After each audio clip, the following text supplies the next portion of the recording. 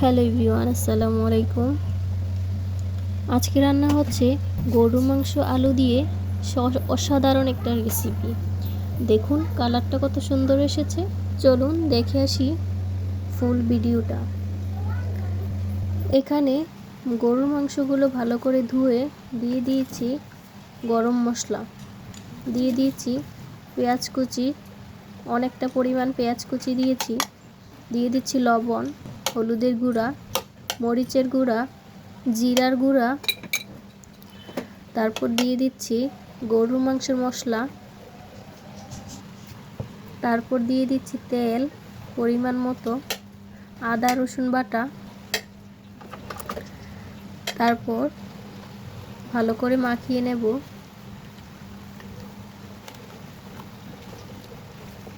খুব ভালো করে মেশাতে হবে যেন মশলাগুলো ভালোভাবে মাংসের গায়ে মিশে যায়। আর যদি ভালো করে মেশানো না হয় তাহলে খেতেও মজা লাগবে না। এগুলোকে মেশানো হয়ে গেলে আমি রেস্টে রেখে দেব আধা ঘন্টার জন্য। মাংসতে মশলা মাখিয়ে যতক্ষণ রেস্টে রাখবেন খেতেও অনেক সুস্বাদু হবে।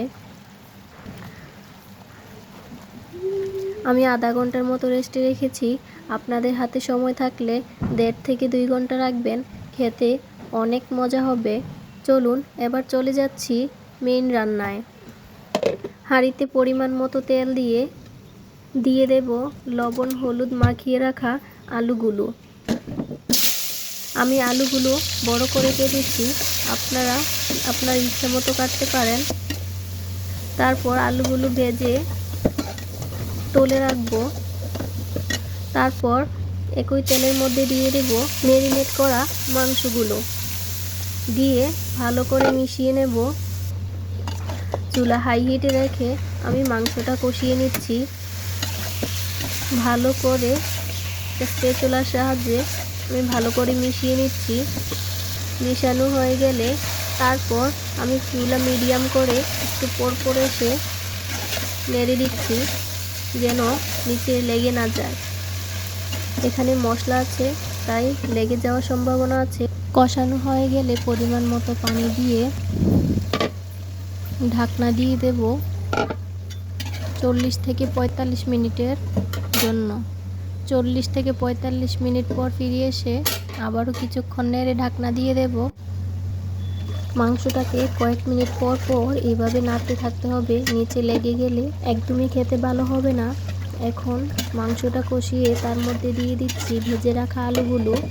তারপর ঢাকনা দিয়ে আবারও কিছুক্ষণ কষিয়ে নেড়ে চেড়ে নিচ্ছি। মাংসটা আপনি যত কষাবেন ততই খেতে স্বাদ হবে। আমার মাংস কষানো প্রায় শেষের দিকে। মাংস কষানো শেষ হয়ে গেলে পরিমাণ মতো পানি দিয়ে ঢেকে দেব। তারপর বলক চলে আসলে উপরে গরুর মাংসের মশলা ছিটিয়ে উঠিয়ে নেব। আজকে আমার রান্না এইটুকুই। দেখা হবে নেক্সট কোনো ভিডিওতে। সবাই ভালো থাকবেন, সুস্থ থাকবেন। আসসালামু আলাইকুম। আর ভিডিওটি ভালো লাগলে সবাই লাইক কমেন্ট শেয়ার করে দিবেন। ধন্যবাদ সবাইকে।